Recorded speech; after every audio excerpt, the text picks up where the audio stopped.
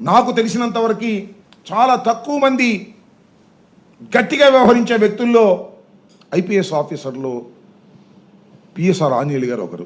అంత సిన్సియర్గా పనిచేసినటువంటి ఆఫీసర్ని ఇవాళ కక్ష బట్టి, ఎందుకు కక్ష పెట్టారా నాకు అర్థం కాలేదు.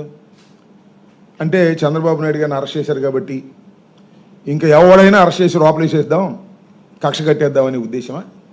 వాళ్ళు తీసుకొచ్చి అరెస్ట్ చేసి ప్రొడ్యూస్ చేసే కార్యక్రమం మంచి సమయాన్ని ఎన్నుకుంటాడు చంద్రబాబు నాయుడు గారు. ఎందుకంటే ఏదైనా మంచి ఇష్యూ రైజ్ అవుతుంది అనుకోండి తనకు వ్యతిరేకంగా, అప్పుడు డైవర్ట్ చేయడం కోసం అరెస్ట్ చేస్తారు.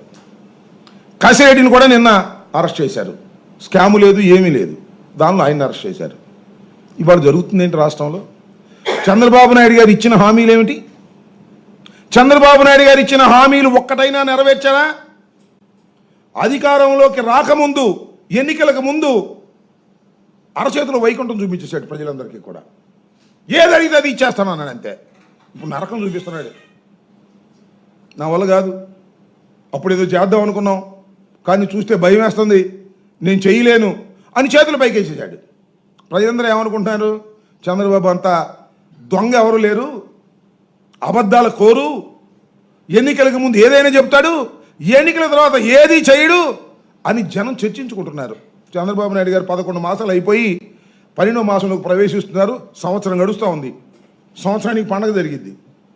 చంద్రబాబు నాయుడు గారు అది చేశాను ఇది చేశానని జనం కూడా పండగ చేస్తారు, పచ్చడి చేస్తారు జనం. ఒక్క హామీని కూడా నెరవేర్చినటువంటి దుర్మార్గమైన పరిపాలన ఇక్కడ జరుగుతూ ఉంది అని ప్రజల్లో చర్చ జరుగుతుంటే, ఈ చర్చల్ని డైవర్ట్ చేయడం కోసం కసిరెడ్డిని అరెస్ట్ చేస్తారు, పిఎస్ఆర్ ఆంజనేయులు గారిని అరెస్ట్ చేస్తారు. పొద్దున్నే పేపర్లో IPS officer PSR Anjaneyulu arrest, అది హెడ్డింగ్. అంతేగాని చంద్రబాబు నాయుడు గారు చేసినటువంటి దుర్మార్గమైన హెడ్డింగ్లు రాకూడదు అనేటువంటి పద్ధతుల్లో ఇవాళ నారా చంద్రబాబు నాయుడు గారు వ్యవహరిస్తున్నారు. అదేంటండి ఉర్సంట. మొన్న పుట్టింది కంపెనీ వైజాగ్లో 3,000 కోట్ల రూపాయల ఆస్తి 99 పైసలకి ఇచ్చేశారు. ఎవరయ్యా ఈ ఉర్స్ అంటే బుస్సును పుట్టింది. నారా లోకేష్ గారు పుట్టించాడంట. దానికి 3,000 కోట్ల రూపాయల ఆస్తిని 99 పైసలకి ఇచ్చేశారు. దోపిడీ కార్యక్రమం.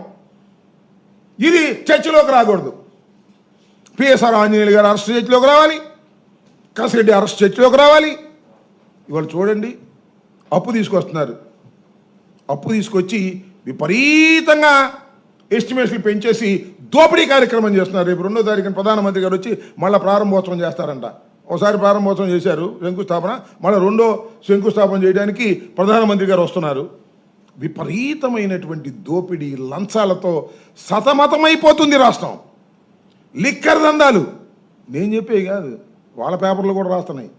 ఎమ్మెల్యేలు దోచేసుకుంటున్నారని నేను చెప్పినవి కాదుగా, వైఎస్ఆర్ కాంగ్రెస్ పార్టీ చెప్పిందో లేకపోతే సాక్షిలో రాసిందో కాదు, వారి పేపర్లు ఉన్నాయి కదా 2, వాళ్ళు రాస్తున్నారు.